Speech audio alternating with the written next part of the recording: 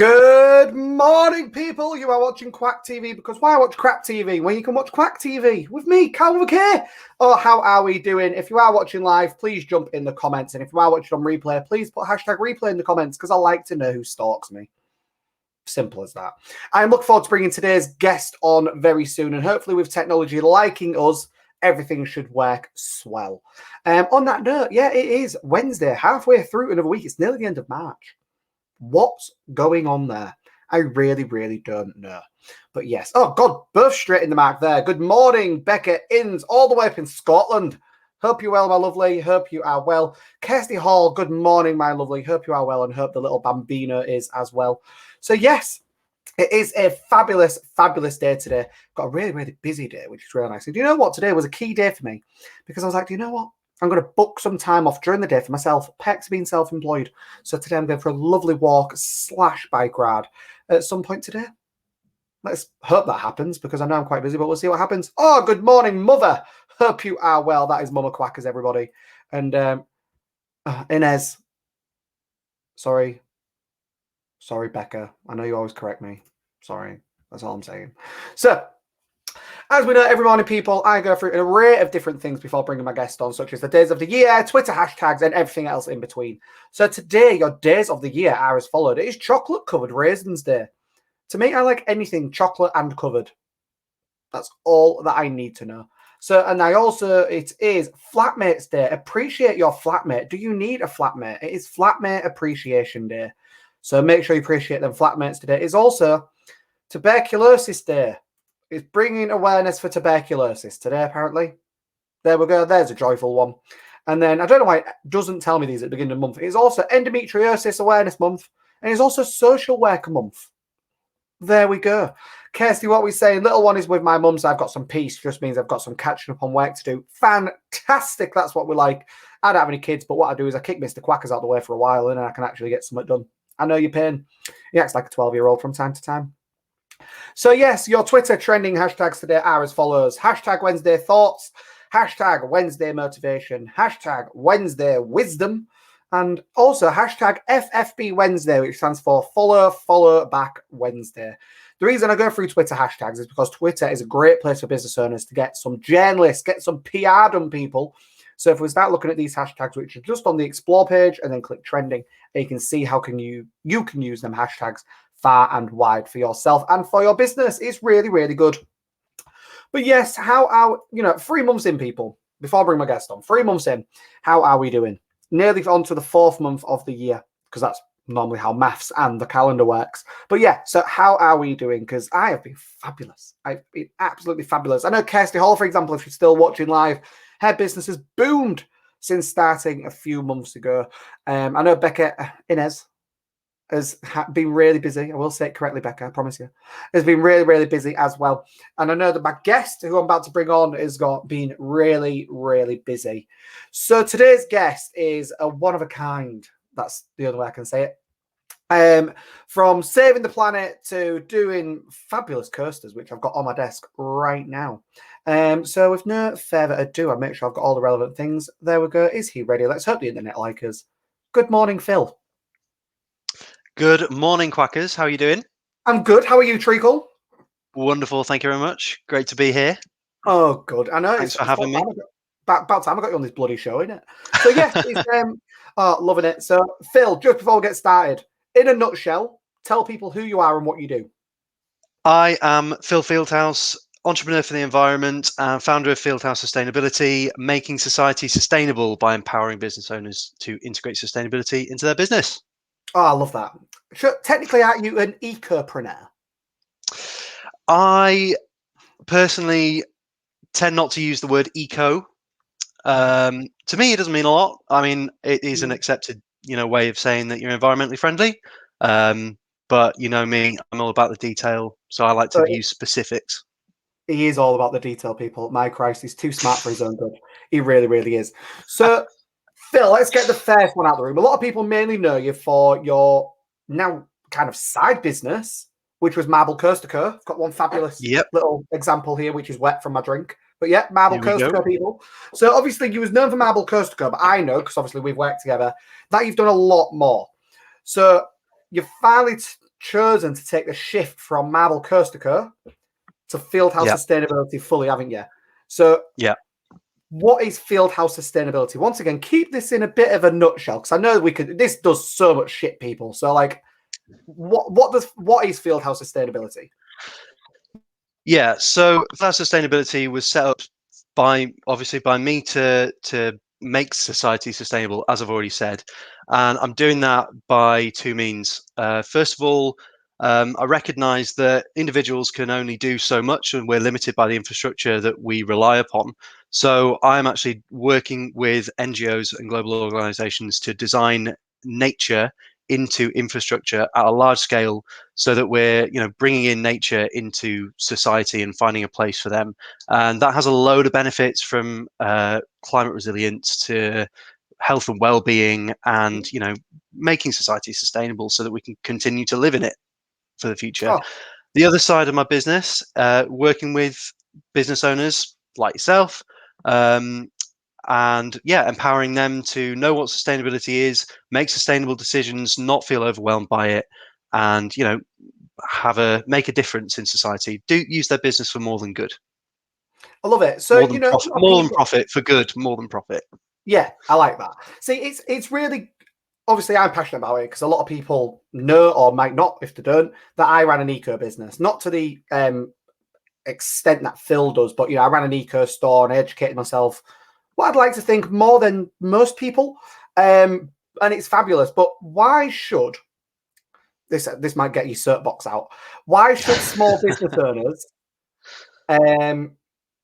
think, they might think, well, I'm already doing as much as I can. I'm already using eco packaging and things like this in a small business.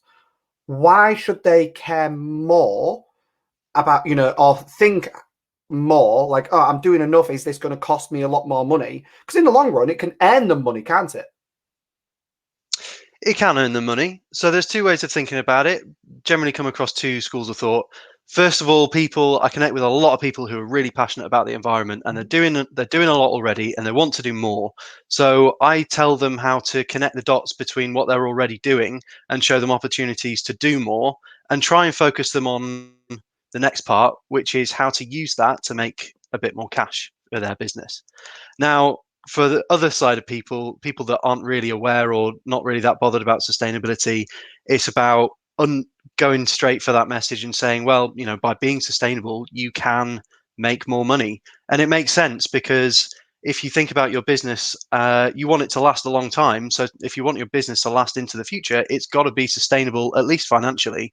So if you're doing something already to make your business financially secure, you're already being sustainable in business. So I tend to look at a business and do a kind of holistic assessment, looking at all the economic, environmental, and social impacts of a business, try and find out what they're already doing, and then say that, you can use this to make more money by targeting a different audience, bring more revenue into your company, and start talking about the good that you're doing.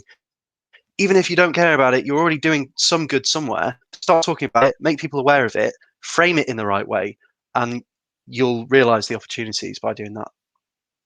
Yeah, see, personally, from talking to other business owners and things like that, because I do ask them if I'm working with them sometimes, if the question in some form or way can arise, it's, how eco-friendly is your business? What's going on in your business? What are we doing? And it's things like that. And it's funny because a lot of them go, well, I recycle my paper.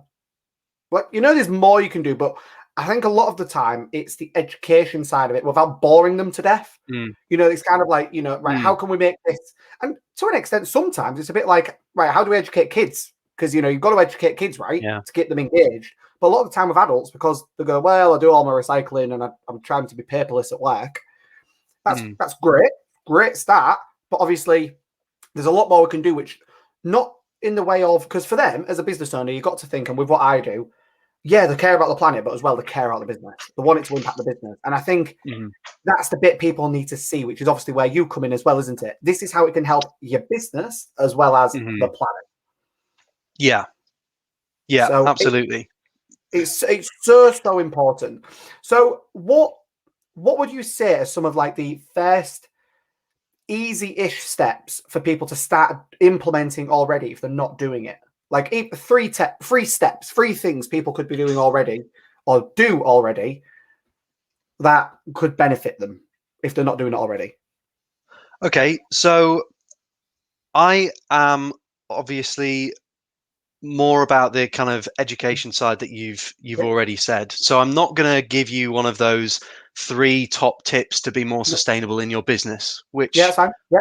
might be what you were referring to. But this education, understanding what you're doing in sustainability, understanding what you're already doing and making that link to how it's already relevant to your business, Yeah. and then using it as a tool to, start doing more for your business in terms of sustainability. So I'd say the first thing is just have a little look around and try and understand what you're already doing and how you're already working in terms of sustainability. So think economically, do you sit down every month and look at your forecast, or do you look at your profits? Do you make a financial plan?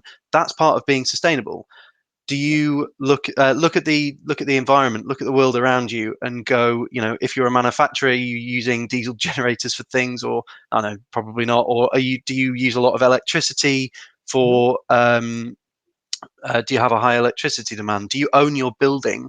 And do you have the power, if you rent, do you have the power to change things about your physical environment to make it better for your employees and Yeah. support them? On the social side of things, think about how you're supporting your employees. Think about what you're doing for your clients and the value that you're bringing to them. And also think about how you can probably give back to your community as well and support your community. Because without people, we don't have business, we don't have a society. So it's really, really important to support your people. And once you've thought about your business and broken it down into those 3 different things, you're then on a track to understanding exactly what you're doing to be sustainable. And you might even see some opportunities there as well. So it's sit down and understand it from an economic, environmental, and social perspective, and then identify, think about what you can do more. Oh, I love it. Cert box to the side. Love it. It's honestly, because I know Phil really, really well. All you have to say is one remote thing, and it's like cert box out. It's I'll in a good way. In a good way, I love it because you are all about education, which you are. You're all about educating people on it, and you want people to get it right. That's what Yeah, you're about. Because a lot of the time, it yeah, might be it's so important. yeah, it's just that, isn't it? You just want people to get it right. Yeah, it's so important to get it right. And it's also really important to feel like you're doing it right as well, which is where the education comes in, because a lot of people have an opinion on the right thing to do. And, what's right for one person isn't always right for another. And that goes for business as well. What's right for one business isn't right for another business. So you might have personal passions and goals. You might have a passion about reducing waste, and that's fine. But your business might have a massive energy demand. So I would go to a business and say, right, okay, well, you're really passionate about waste management. People are. Yeah. And I would say, okay, well, we can implement a really good strategy to reduce your waste and improve your efficiency and make sure that you've got more, keeping your resources in the system. And then we can also say, well, your business has a really high electricity demand. Let's look at reducing that, or let's look at ways to, convert you onto a renewable tariff so that you're not using fossil fuels to power your business, which has a high demand. So it's about finding what's really is connecting the kind of passion and the values of the business owner with the actual impact of the business, so that they are connected with their mission and their business is brought into that to that kind of connection in the values and the principles, and driving it forwards that way. Well, and on that note, because we said it was going to be a shorter show today, it's I think that's a bloody cracking note to finish the show on. Phil, thank you so much. Anyone wanting to get in touch with Phil, Thank they you can very find him much. everywhere. Find him on LinkedIn, Fieldhouse Sustainability. Phil, don't rush off straight away. I'm going to kick you backstage and I'll chat to you real briefly. How does that sound? Okay, that sounds great. Thanks very much for having me, See you in a Callum. minute. Bye. Oh, I love it. Thing is, with people working at home, sometimes they might be sharing a computer or things like that. So never knows. I might get Phil on for a part 2. Who knows? I've not told him that yet. So on that note, everybody, have a fantastic day. Tomorrow, I've got an amazing guest on the show. I've got the one and the only, I'm going to try and pronounce his surname right, Jamie Drydand, I think it is. Yeah, I think I'm saying his surname right. So we've got Jamie on tomorrow, which is going to be absolutely fabulous. I was basically pestering him to come onto the show. So make sure you tune in tomorrow, 9:30. And remember, the words of my nana, if you can't be good, be careful. If you can't be careful, don't get caught.